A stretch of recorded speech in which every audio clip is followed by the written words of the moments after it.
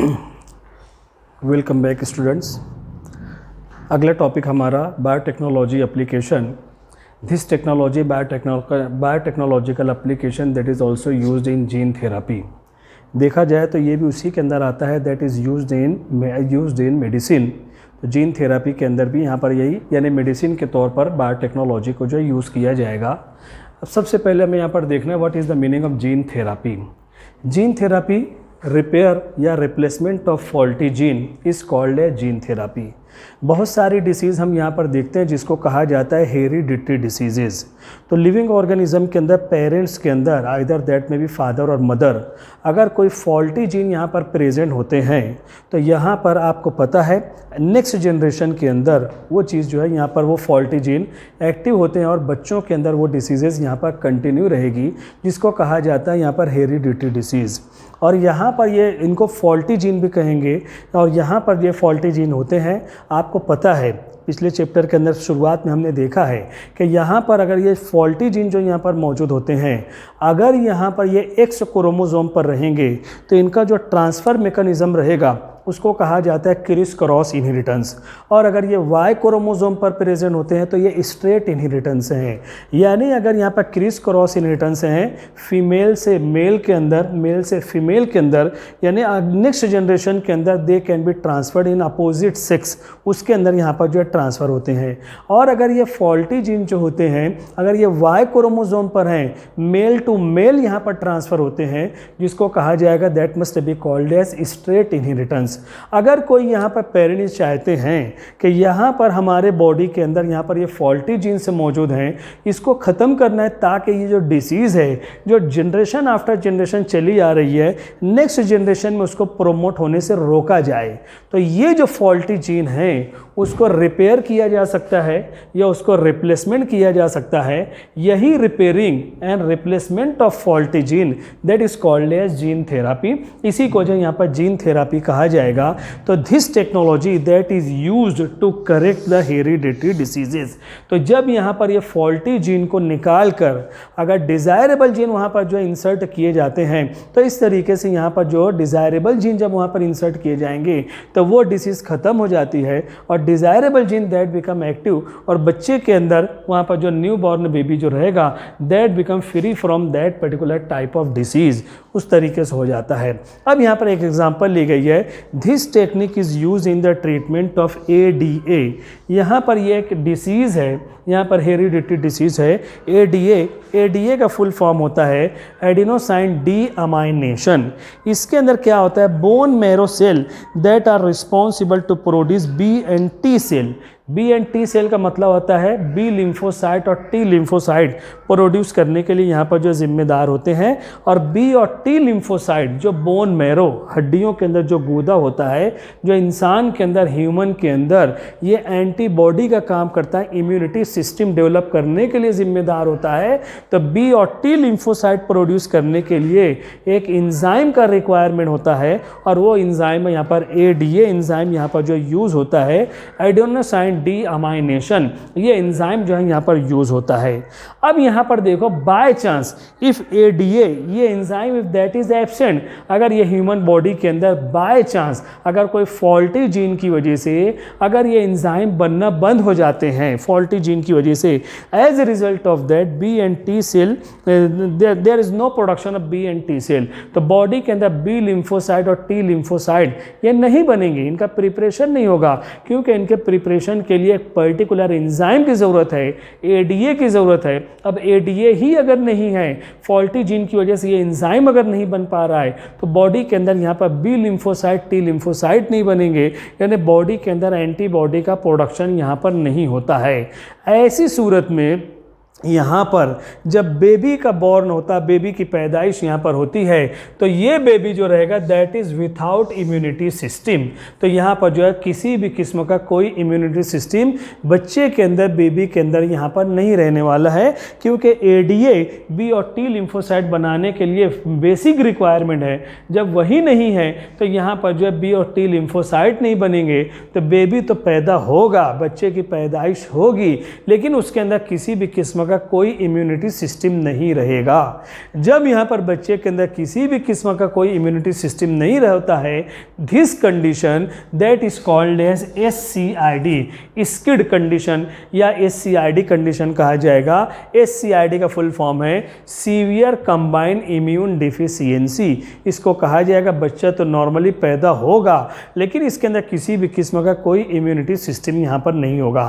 तो सबसे पहली मर्तबा यही SCID, ये जो है ये टेक्निक जो है यहाँ पर पहली मर्तबा इसी डिसीज़ के लिए यहाँ पर जो है जीन थेरापी का जो है यहाँ पर यूटिलाइजेशन किया गया और फर्स्ट टाइम इसका एप्लीकेशन 1990 में that are applied in 4 years girls, 4 साल की बच्ची थी जो SCID से अफेक्ट थी, पहली मर्तबा जो है यहाँ पर उसके अंदर जो है यहाँ पर यूज़ किया गया और यहाँ पर जो है ये देखा गया बच्ची के अंदर यहाँ पर इम्यूनिटी डेवलप करने के लिए यहाँ पर एट सर्टन इंटरवल्स यहाँ पर जो है ये जो ADA ये जो इंजाइम वगैरह यहाँ पर मौजूद थे, एट सर्टन इंटरवल उसको जो है यहाँ पर इंट्रोड्यूस करना पड़ता था उसके बोन मैरो के अंदर और फिर वहाँ पर बोन मैरो जो यहाँ पर इंट्रोड्यूस करने के बाद उसके अंदर यहाँ पर जो इम्यूनिटी डेवलप होती थी, ADA इंजाइम प्रोड्यूस होते थे और कुछ दिनों तक वहाँ पर जो है B लिम्फोसाइट T लिम्फोसाइट का प्रोडक्शन होता था।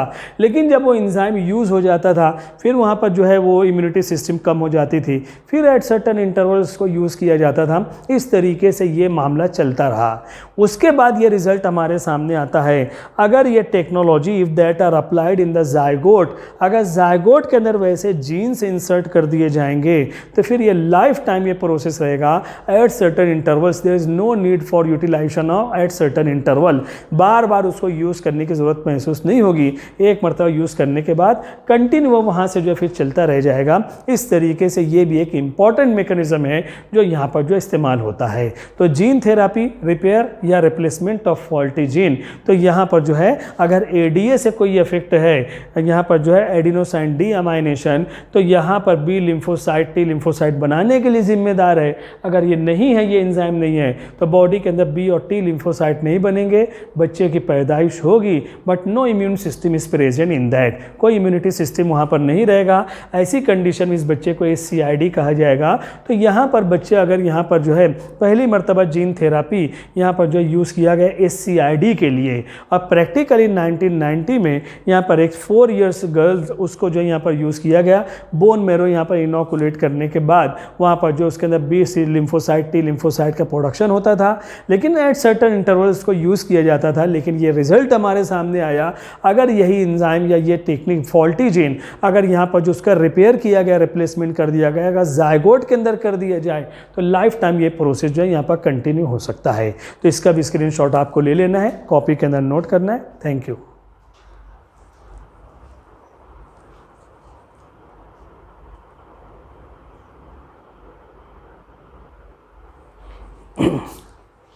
उसी लेक्चर के अंदर अगला टॉपिक हम देख रहे हैं biotechnological application in molecular diagnosis. बहुत सारे डिसीज़ वगैरह होते हैं जिसके अंदर हम यहाँ पर देखते हैं, या बहुत सारे टेक्निक्स हैं जहाँ पर डायग्नोसिस का प्रोसेस होता है। Diagnosis of different types of diseases, अलग अलग टेस्ट लिए जाते हैं जो यहाँ पर जो उसके लिए भी बायोटेक्नोलॉजी के ज़रिए वो टेक्निक का इस्तेमाल किया जाएगा या वो पर्टिकुलर टाइप ऑफ केमिकल का इस्तेमाल यहाँ पर किया जाएगा। तो वही चीज़ है biotechnology that are applied in molecular diagnosis के अंदर इस्तेमाल होता है। हमारे सिलेबस के अंदर 3 चीज़ें दी गई हैं। पहला जो है यहाँ पर ELISA टेस्ट है। ELISA इसका फुल फॉर्म है एंजाइम लिंक्ड इम्यूनोसॉर्बेंट एसे।